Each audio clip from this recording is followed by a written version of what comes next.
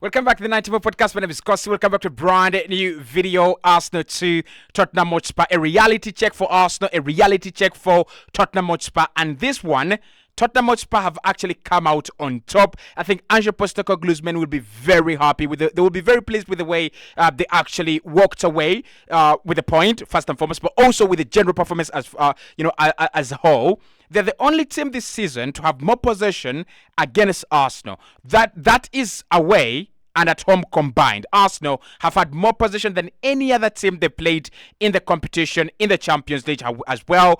But Spurs, more possession, 54% in this game. They were absolutely very, very good. Arsenal really played like a team with a red card. And actually, I was cross-checking the statistics to see if Arsenal really had a red card, and there was no red card. We didn't have a red card. Spurs were much better than us, and it's gonna go down to two things: one, the injuries, but also Mikel Arteta. Is Mikel Arteta very stubborn? Is Mikel Arteta making some of the decisions that are hurting this team, and are they too easy to easily do away with? Edin Ketia, for example, playing in this game for 90 minutes, it was not called for. I don't think Edin Ketia at any point in time had a very good game or anywhere close to a good game in this one. And I don't know why Edin Ketia really stays on for that long. But we're going to be diving into both teams, the performances. Ange Postecoglou, guys. This guy is now a real problem for the Premier League. Spurs are much better. Look, apart from the 2 goals that they conceded, I think they are unlucky that Destin Udogie gets that yellow card early in the game, and that it exposes him to Saka, and Saka really had a very good game in the first half, right? And then when they concede that own goal, it just dampens the spirits a little bit, and from that moment, Arsenal go on to create very good, beautiful moments.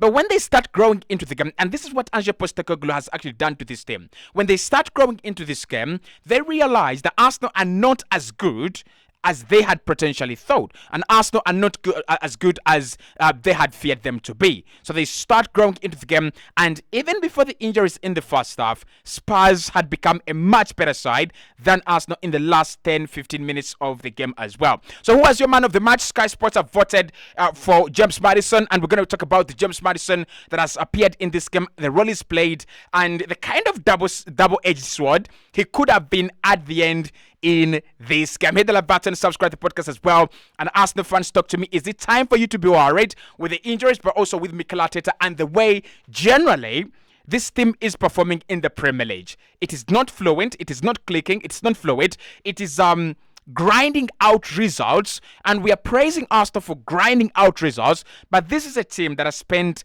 $500 million in the last 4 years. So is it worrying for Arsenal? So first and foremost, let's get into the performances and let's get into the fixture. Arsenal in this game had only 46% ball possession. Spurs had 54% ball possession. Both teams had 13 shots on goal.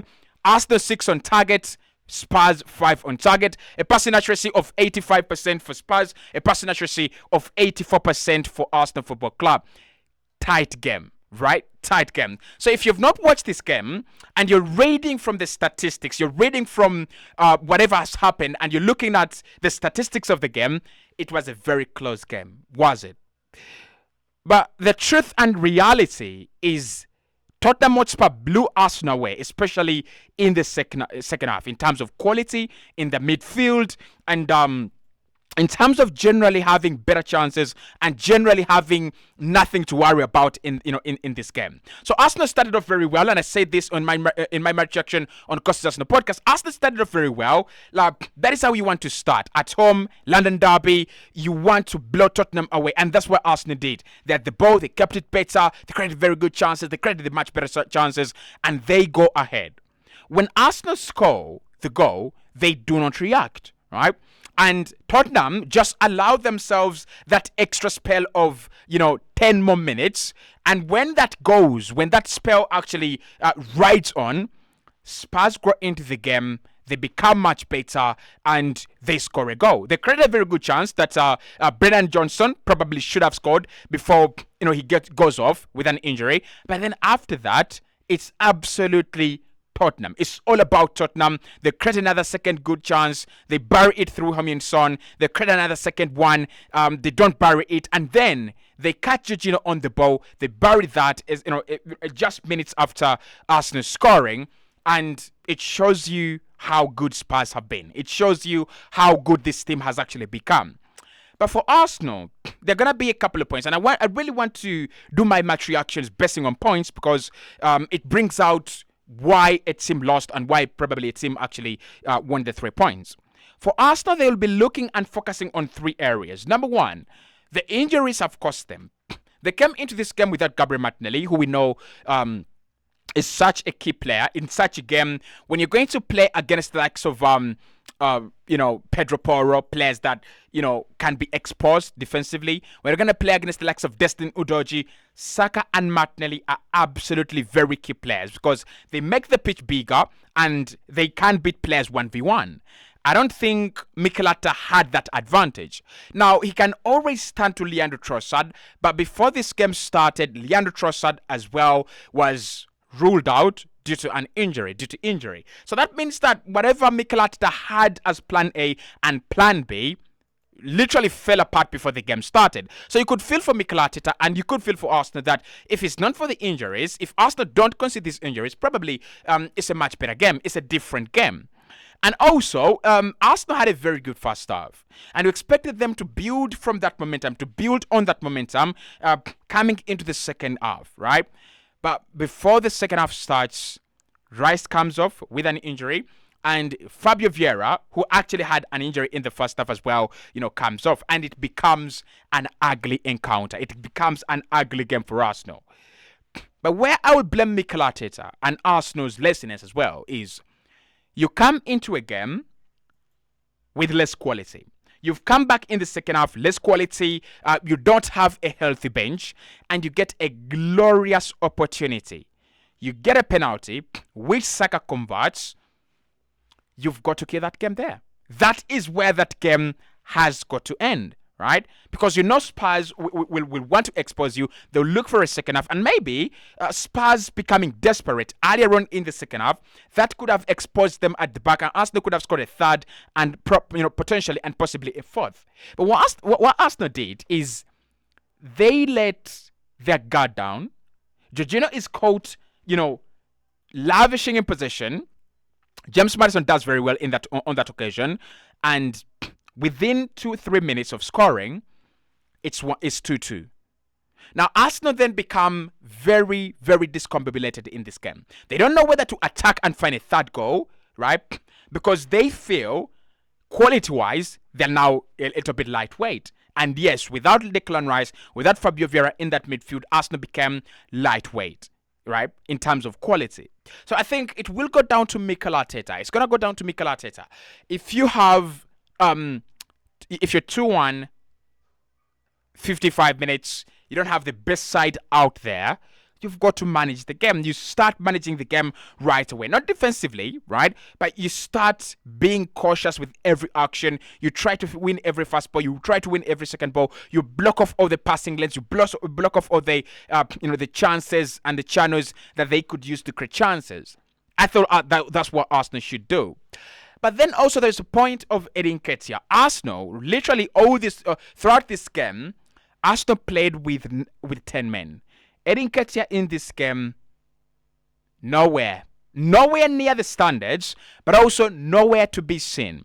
So what you usually associate with Eddie Nketiah is if he doesn't score, if he doesn't make an assist, he's one of the players that are going to come in the game and they will create that kind of effect, right? I thought Gabriel Jesus was marvelous, and I thought it should have been Eddie Nketiah to come off and not Gabriel Jesus. And Mikel Arteta's persistence and insistence to play Eddie for 90 minutes is unexplainable.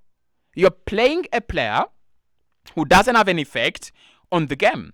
You're literally sticking with a player who doesn't have an effect on the game, and you're taking off a player who has a massive effect on the game. I really thought Mikel Arteta, that was poor. That was absolutely poor from Mikel Arteta.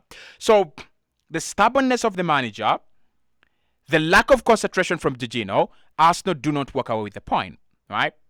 I think Arsenal fans will feel a little bit gutted because this is not the first time this season that Arsenal have not played well against a Premier League opponent. Arsenal didn't play very well against Fulham. They didn't play very well against Forest, and they didn't play very well against Crystal Palace as well. Arsenal do have those huge parts of ball possession and chunks of ball possession, but they don't create anything out of it. They've got to change that. Let's talk about Spurs as well, right? Because with Spurs, you've got to be simply amazed, amused, and you've got to admire. You've got to admire the spirit, the quality, and the luck as well. Now, Spurs were lucky. They were absolutely lucky because when they got a goal down, James Maddison is caught, sleeping in his penalty area, and Gabriel Jesus should have buried that. So if Arsenal got 2 goals up, that's a different game, and Spurs are blown away. I don't think Spurs come back from that, right? But they are lucky. But what you will think about Spurs and what you like about Spurs in this game is the general quality of the whole team. Pedro Porro, class. The goalkeeper Vicario, class. I thought, is he called Van Heke? Was class as well. Van de Ven, actually, was class as well. Very, very good. Is a very good centre-back. Bissouma was good. Maddison was good. Son was good. Kulusevski was good. And Brennan Johnson was good as well. So I think with Spurs, they will feel it's a good point. The momentum remains there. And they will feel that they have passed a very good test. I've said it before. The Arsenal have not played a good team this campaign. They've just not played a good team. And when they played a good team, they didn't win. They have not won. I think Spurs will have the same template as well. We've not played a good team so far. Man United, trash. Bournemouth, not Bournemouth really, but Sheffield, trash as well. All these other teams, Burnley, that we've beaten, are not up to the standard. So they will feel that whatever they have done is paying off good fruit. They played against an Arsenal side that they should have lost to. They have not lost, that's a positive, but they've also created good chances and they've created very good situations. So if you're Spurs fan out there, you've got to be happy. You've got to be very pleased with the performance. Anyway, I like the general performance of the game. I just like the way both teams brought it to each other. Interesting encounter. The moment I saw it 2-2, I thought it was over. None of the teams was really going to commit into going for a third, because they knew you commit into going for a third, then that means that you're really willing to go and concede on the other end. None of the teams really wanted that. Mikel Arteta, maybe a little bit braggative, wanted to go and show off his new assets in Kai Havertz and didn't actually pay off very well like he wanted.